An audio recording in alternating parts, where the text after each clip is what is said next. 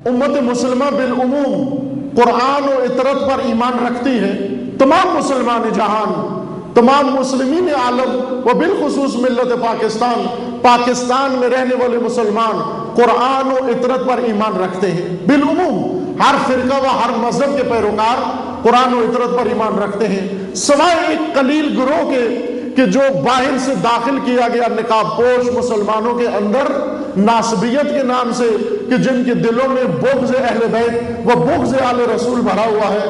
ان کے علاوہ باقی تمام مسلمین کسی بھی مکتب فکر سے تعلق رکھتے ہوں، وہ سرشار ہیں ان کے دل محبت قرآن و محبت اہل بیت سے، لبریز ہیں ان کے دل.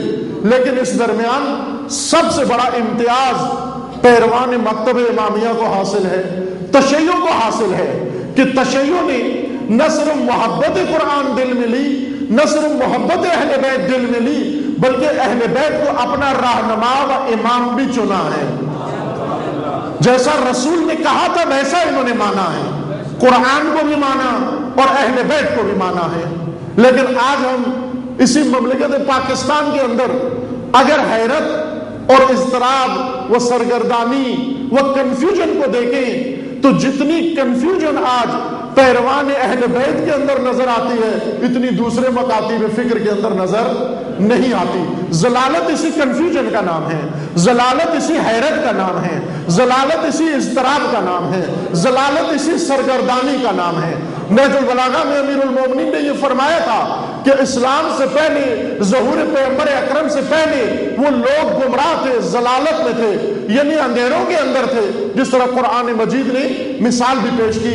آغاز سورہ مبارکہ بقرہ میں جو آپ پڑھتے بھی رہتے ہیں اور ان آیات سے آپ استخارے بھی نکالتے ہیں، ان آیات کے ختم قرآن پڑھ کے مردوں کو اصال ثواب بھی کرتے ہیں، ان آیات کے ذریعے سے اور بہت سارے کام کرتے ہیں. ان آیات کے اوپر غور کریں. ایک مثال قرآن نے ذکر کی، او کصیب من السماء، یعنی منظر وہ یاد کرو کہ جب آسمان پہ کڑک بھی ہے اور آسمان پہ بجلی بھی ہے اور کالی گھٹا چھائی ہوئی ہے، اور اس کالی اندھیری رات کے اندر ایک شخص فرض کرو کہ جو مضطرب ہے، جس کو راستہ دکھائی نہیں دیتا، جس کے پاس روشنی نہیں ہے، آسمان سے جب کڑک آتی ہے تو ڈر جاتا ہے، سہم جاتا ہے. آسمان سے جب بجلی چمکتی ہے تو یہ بجلی کو چراغ رہنما سمجھ بیٹھتا ہے اور بجلی کے چمکنے کو اپنے لیے امید کی کرن سمجھ لیتا ہے. جو یہ بجلی چمکتی ہے خوش ہو جاتا ہے، لیکن جب یہ بلاد و برق ختم ہوتی ہے تو پھر اس کے سامنے اندھیرا چھا جاتا ہے.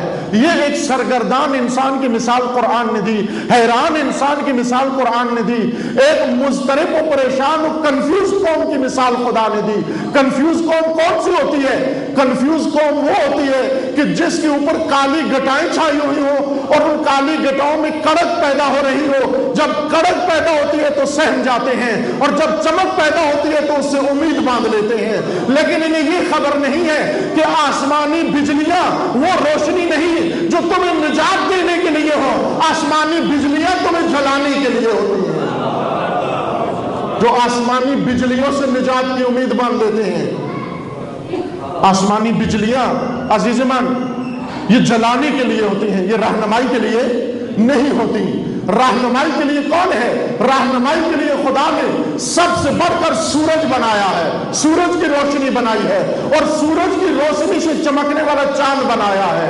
اگر رات ہے تو چاند سے نورانیت لو، اگر دن ہے تو سورج سے نورانیت لو. اگر دن ہے تمہارے اوپر تو تمہارے افق پر سورج طلوع ہوگا، اور اگر سورج نہیں تو کم از کم چاند ضرور طلوع ہونا چاہیے تاکہ تمہاری رات میں چاندنی آ جائے. سورج کب طلوع ہوگا؟ جب اللہ کا بنایا ہوا نظام حاکمیت قرآن کی ہو جائے، نظام امامت کا ہو جائے. یہ سورج کا طلوع ہونا ہے، اور اگر سورج پڑتا غیبت میں چلا گیا